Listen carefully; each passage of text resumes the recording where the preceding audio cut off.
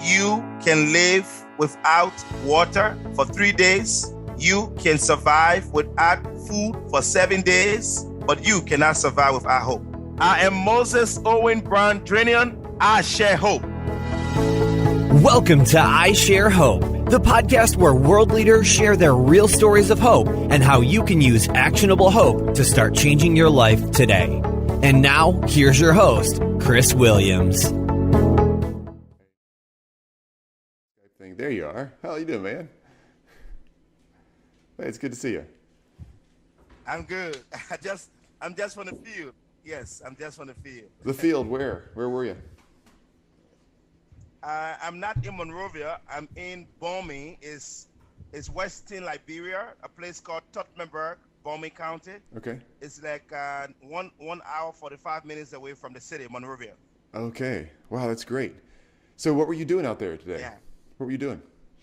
I am gathering content for, I work for Plan International Liberia as media and communications manager. Yeah. So I'm here to gather content for our external communication work. I'm doing video documentary. I'm doing some reporting on post-Ebola. Wow. And so Yep. From the post-Ebola standpoint, how's that going? I mean, you guys got hit pretty hard with that. How are people doing? Yeah, it's still terrible out here, even though the communities are recovering, but stigma is still an issue. There were some communities that were terribly affected by the Ebola crisis, and people don't still want to come around in the community to support them, and they are catching hell according to them. And you can see for yourself, businesses not going, they don't have access to safe drinking water.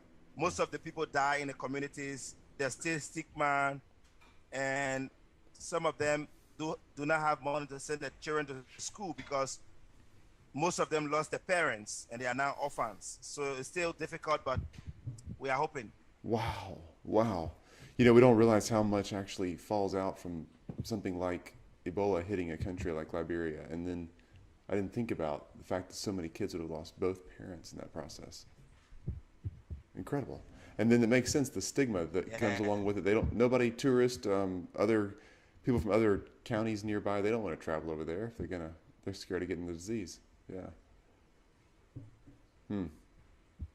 Yeah,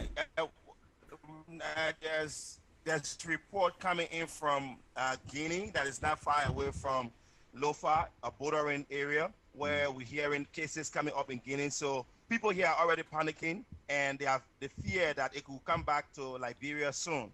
So towns and villages around and other communities and counties are afraid because the messages have kind of declined. People do not have materials that they were using for prevention of Ebola. Those materials are no longer around, even though they have the Ebola prevention buckets that were distributed by NGOs, but the chlorides, the soap, the hygiene kits, they do not have them anymore because some organizations pull out, some are in, but they are now focusing on recovery. So they don't have those things in place. So anytime Ebola could come back, it will be a disaster. Wow.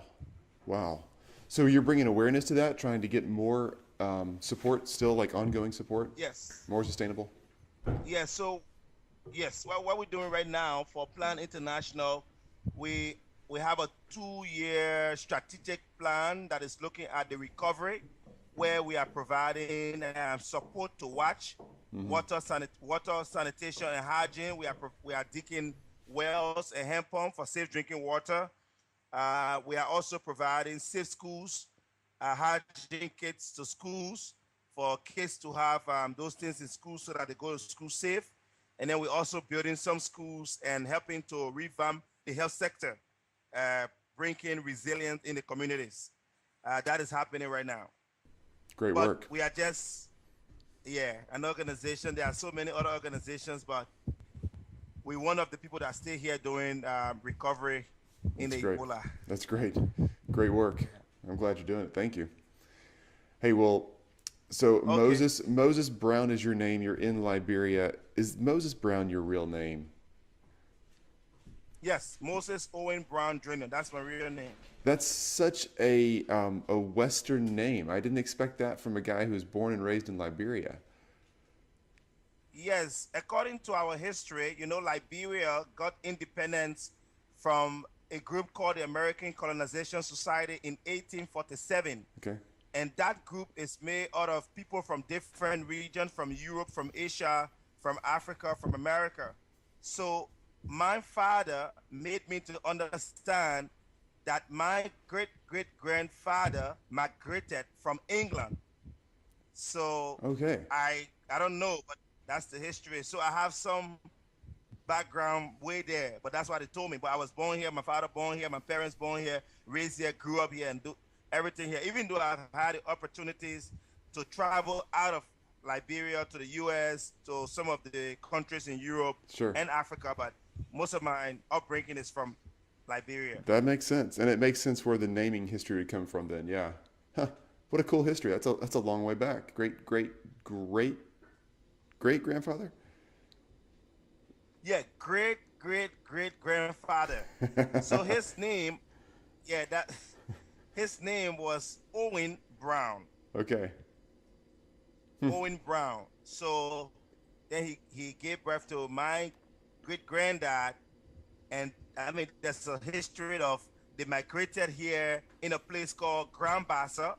When Liberia was founded, just three counties Okay. that founded Liberia: Grand Bassa, Sino, and Montserrado. Montserrado is the county where you have Monrovia, the capital city. And then Grand Bassa, where I'm from, is one of the counties that founded Liberia. So three counties initially: Grand Bassa, Montserrado, and Sino. So my great great granddad came from that background from Grand Bassa. Wow. That's awesome. Yeah. Man, love it. Okay, so let me give a little bit of description about you. So you're there in Liberia. You obviously your family has a rich history there and how it's formed and changed. You have four kids, married, and you are really, really, really Yes. involved in educating children from all over the world, but obviously particularly Liberia. You've been involved with different levels of UN councils in that process. You're doing a lot to push this forward. We can get into that deeper in a minute, but I'm just trying to set the scene for who you are, Moses Brown, in Liberia, and why we're interviewing you for I Share Hope, because you're really bringing hope not just to the people you work with in your regular job through humanitarian aid and videography, the things that you're doing there to tell the story of people who are still coming through this Ebola process, but you're so involved in education too. So I want to ask you these 5 questions that we're asking our Yep. 1,000 people of hope from around the world. And this is about you, man. You answer these however you want. And I'm just Yeah. all ears. Can't wait to hear. Sound good? All Yes. I'm right. ready. Question one then. What's your favorite quote or your definition about hope? What do you believe about hope? I believe you can survive without hope. You can live without water for 3 days. You can survive without food for 7 days, but you cannot survive without hope. You That, can survive without water for 3 days. You can survive without food for 7 days, but you cannot survive for 1 single hour without hope. Because hope is life. Hope is what you need to live the next day. Without hope, there's no survivor. I believe in hope. I share hope because when I was 14 years of age, I encountered a life transforming problem. I got ill, very, very sick. I was sick to the point of death. I was taken to the nearby hospital. Before I went to an hospital, I was told from my mother, who was taking care of me when I was sick, that I was bewitched because I had a bright future somebody in my community tried to cut off my life because they didn't want me to grow up and succeed. So there were some spiritual means by which I was bewitched through a food that I ate. And then my intestine got rotten. My entire intestine got rotten. And I was taken to a medical center in Monrovia. I was at that medical center for 3 months. After the first month without fluid, there was a day on a Thursday that the doctor said, we have to operate on you. Then I told myself, I will not die. I believe in God, and I know Jesus Christ died for me. He paid the price for my sins. Even if I have done something unknowingly, this is not the time for me to die. So when I said that to myself, I regained strength. Hope came alive. And as I recited Psalm 23, God, you must rescue me. I need a rescue. And so at the end of the day, I went through the operation room, or what you call the ER, and I was operated. I went through a major surgery. My entire stomach was open, and then all of the fluids came out, and I had about 5 different stitches sewn in my intestine, in my stomach, and then over my stomach. So that's how I survived. I wouldn't have survived if I never had hope. I would have given up the ghost. But hope kept me alive. And today, I am a survivor. Another issue that brought so much hope to me is I come from a family, a very poor family. But we are agri-business peasant farmers from Grand Bassa County. My mother is a farmer. My father was a farmer. He's dead now. But growing up in Liberia, after the war has subsided, you know, we have 14 years of civil war in Liberia. So I never had a good upbringing. I grew up in the street. So my mother never had money to send me to school, neither my father. So I had to struggle.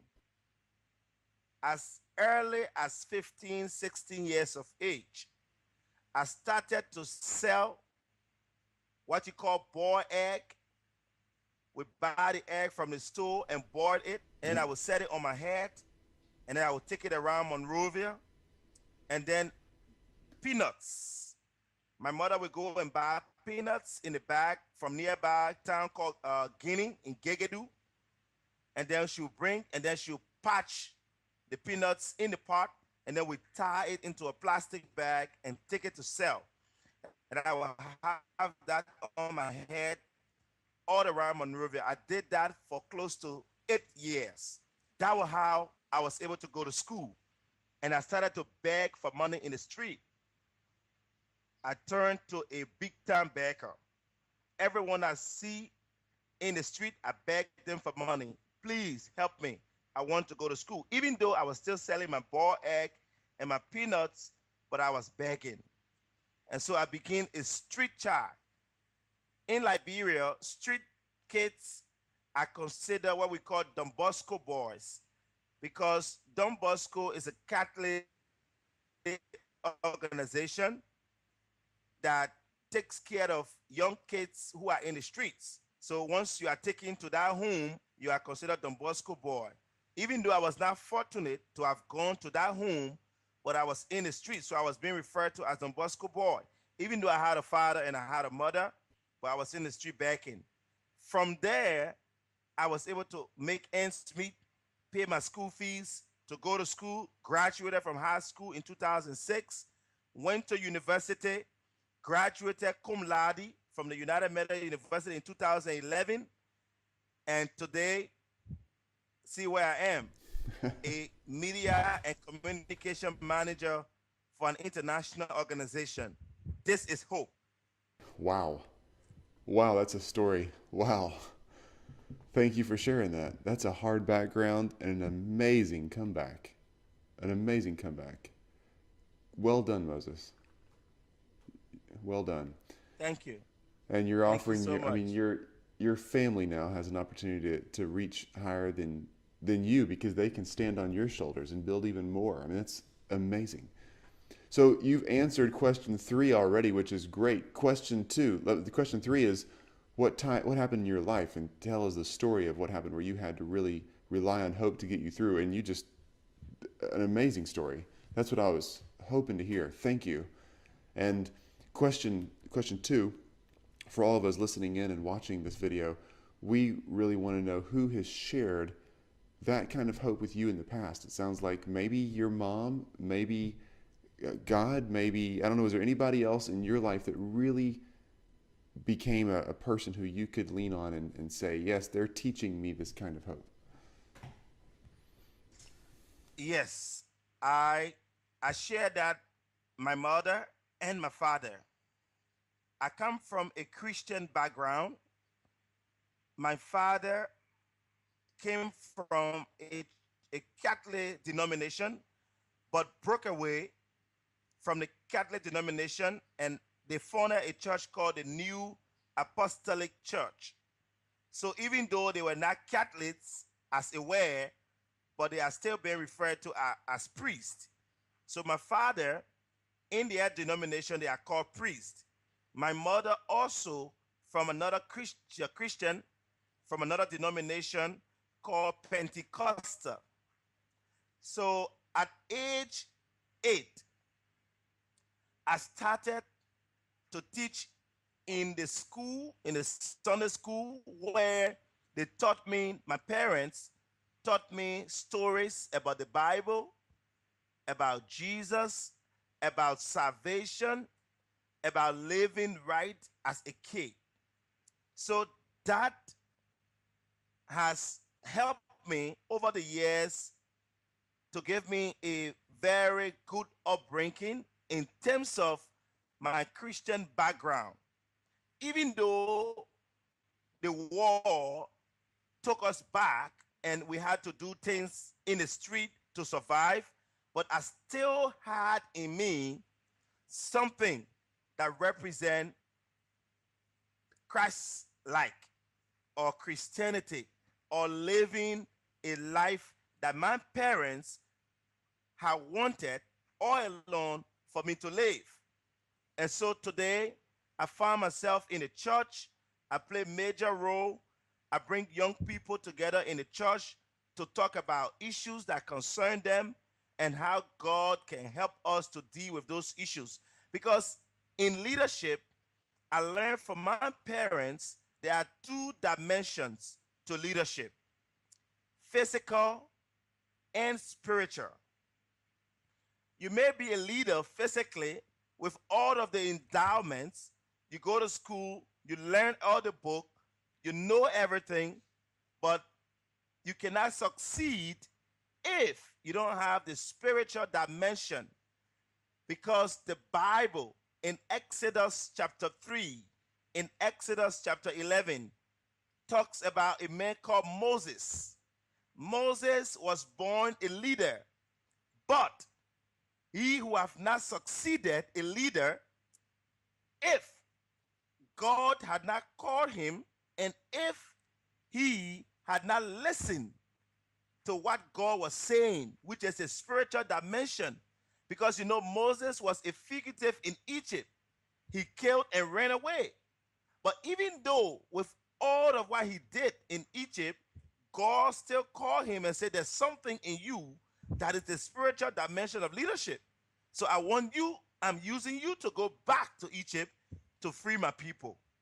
And so all along, that story I learned long time kept me going, that there is a spiritual dimension that once I stay on this path, I will succeed. So my parents, my mom and my dad are the people who I share my hope with. They are my backbone. Awesome. Awesome. What a great story. What a great story. That's really cool that they've invested that much in you and you've carried those pieces of truth along with you your whole life and they're still coming out today. They've planted seeds that are growing and reaping fruit. I don't know how else to say that. That's fantastic. All right, question 3 we've already had answered. Question 4. What are you doing today in your daily life to share hope with other people around you? And this is a powerful question. I believe with everything I've acquired in a relatively, I won't say long, but short period of time, with my age at 29, I have a degree like many of my peers do not have in Liberia. At my age, I am married, I have kids, I'm responsible, I have a well-paid job. At my age, I'm in a church where people look up to me. I must give back to community because I believe so much in Jesus, and all of Jesus's ministry on earth was giving back. Are you a blind man? Do you want to see? Receive your sight. Are you a lame? Do you want to walk? Receive your legs. So I believe if I don't give back to communities, if I don't give back to my people, I am nothing. There will be no history written about me anywhere. So every day I impress on people. Right now, I'm in Western Liberia, a place called Bomi. Tottenberg is the city. We are from 2 communities. One is a place called Beja in Sinja district, where I was talking to some young people, about 100 plus children between the ages of 15, 25. I could share the video with you later on. We all came together at a small town hall gathering, and we were discussing about our future, about Liberia, about how we can give back to community. And I share with them where I've been and where I am today and how we can help rebuild Liberia. And they also share with me their stories concerning Ebola. Many of their friends died during the Ebola crisis.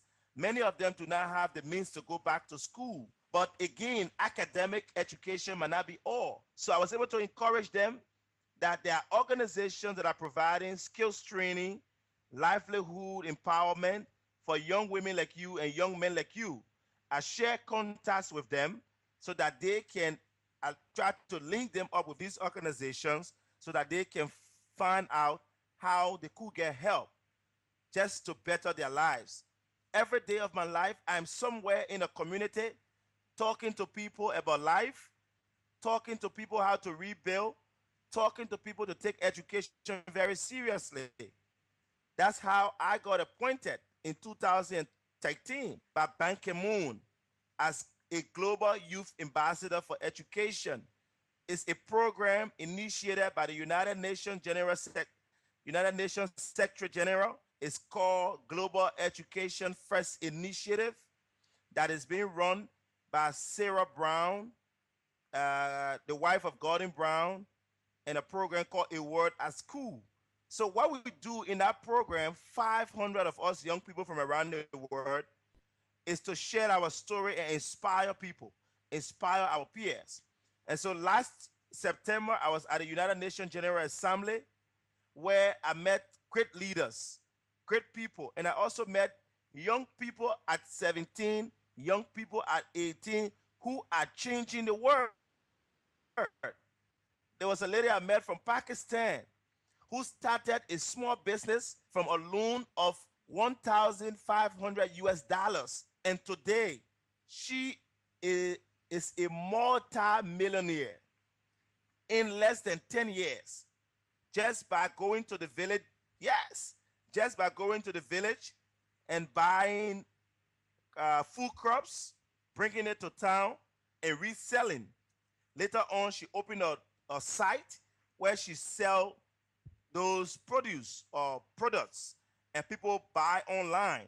And then she takes the responsibility to go to the village, get the crop from there and go and sell. So that story inspired me. So when I came back to Liberia in October 2015, I formed an organization called Brown Global Leadership Foundation. That organization is basically to bring out the potential in people, in young women, in young men. So every day, everywhere I go, I meet a young person, I talk to them. What do you have in you? What can you do? And we share experiences, we share contacts. And I also use social media, multimedia to market them, put their stories online, put their picture online, using their own Facebook pages and my Facebook page, just so people out there know exactly who they are and what they're doing, and they can find sponsorship and they could also find opportunities. So that's what I'm doing every day of my life, exposing people. People call me at different programs. I make speeches, and sometimes they want to pay me. I said, no, you can make this money, can pay somebody's school fees. Forget about paying me, but I want to be able to inspire somebody to see a future ahead. That is hope. Wow, man, you're just crushing this thing. I'm amazed that you have that much energy and time. Wow. Thank you. I know the people around you have something to thank you for too. Thank you. All right, well, question Yes. 5 is one of Even where I work, yeah. even where I work, I just won an award from Plan International as the most promising newcomer, because Plan International works within 70 countries in the world. And every year, a single staff is recognized for his work, his ability, his time, changing lives on the job in the communities. So I joined them in 2014, and they have seen the potential in me. They have followed my work, and they have said to me, you are our most promising newcomer for the year 2015. I won that award. It's so great to see somebody with your skill, your talent, your education, your drive, all the things that you have going for you, the foundation your parents built in you, that's actually doing something with it. Because a lot of people have all of that, but they sit on it. And I'm thrilled to talk to somebody who's using your skills and your assets as well as you are. Which takes us to question 5, because question 5 is where myself and everybody listening and watching along with me get to just learn what to do next. So what are the simple ABC steps, or the 1, 2, 3 steps that we would do when we turn off this video or this podcast and we start doing something? What can I do next to start sharing hope with somebody else or growing as a person of hope? Sharing hope is not about what you have. Sharing hope is not about who you are. Number 1, you must be an inspiration to your generation. Every time people see you, they must take away something from you that will transform their life, that will change their life. If it is just a word of encouragement, if it is just a word of inspiration, let, like the Bible say, let your light so shine before men that they may see your good work and glorify God.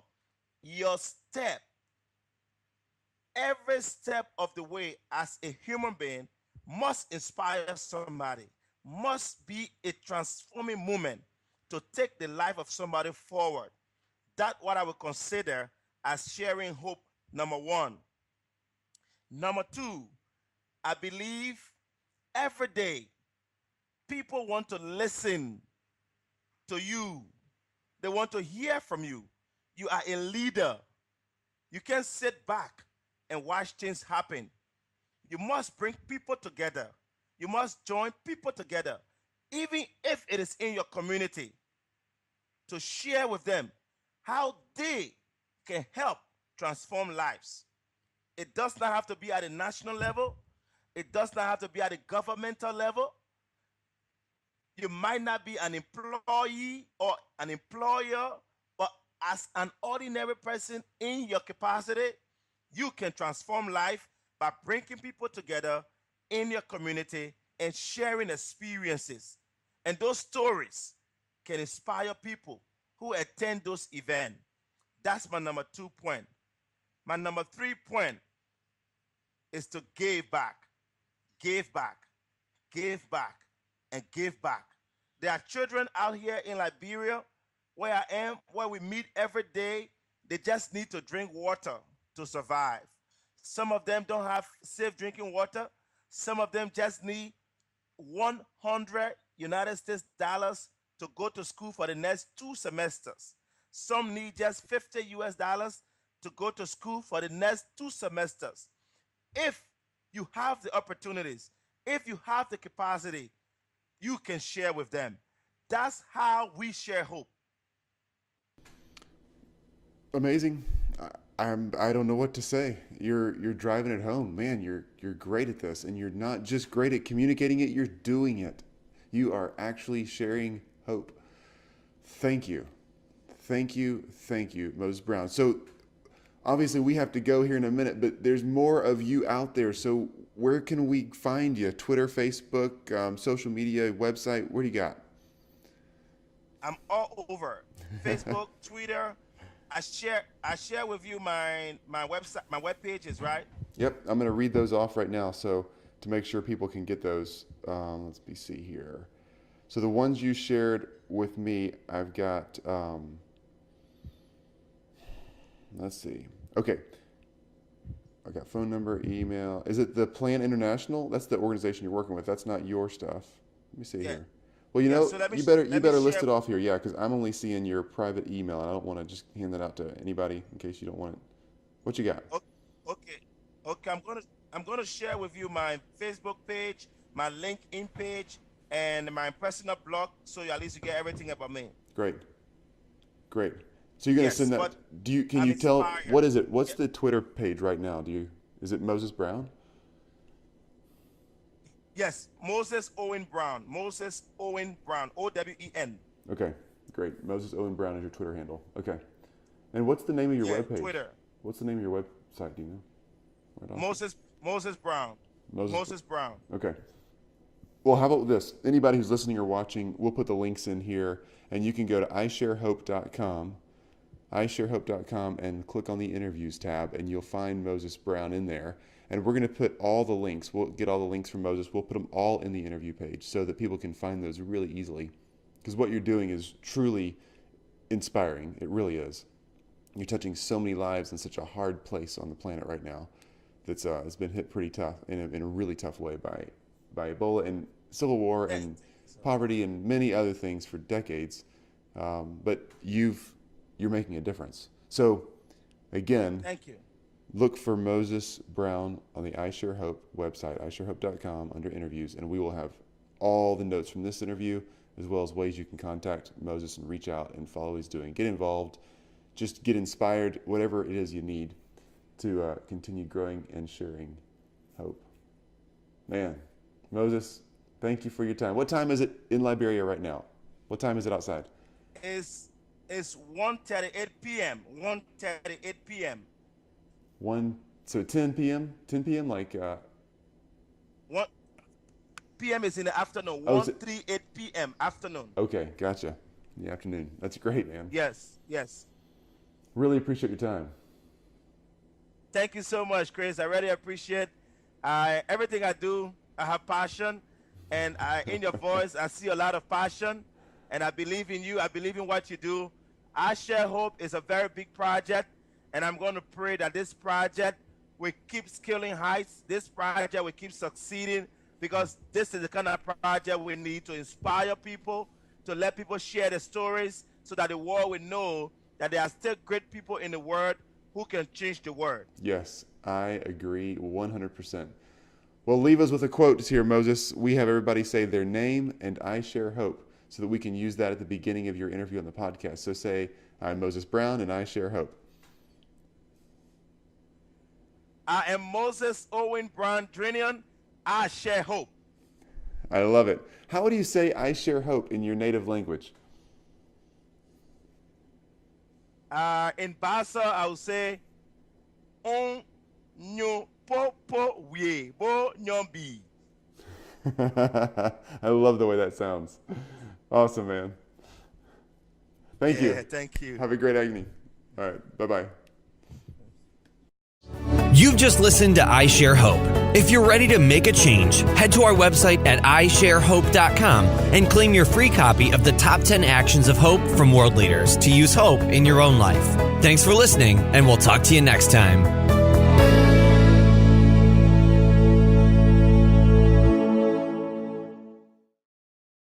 They are catching hell, according to them. And you can see for yourself, businesses not going, they don't have access to safe drinking water.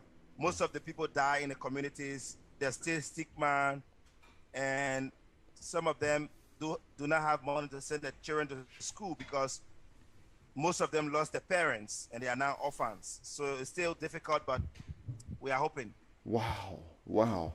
You know, we don't realize how much actually falls out from something like Ebola hitting a country like Liberia. And then I didn't think about the fact that so many kids would have lost both parents in that process. Incredible. And then it makes sense, the stigma that comes along with it. Nobody, tourists, other people from other counties nearby, they don't want to travel over there if they're scared of getting the disease. Yeah.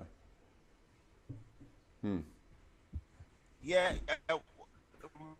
there's report coming in from Guinea that is not far away from Lofa, a bordering area where we're hearing cases coming up in Guinea. So people here are already panicking, and they fear that it could come back to Liberia soon.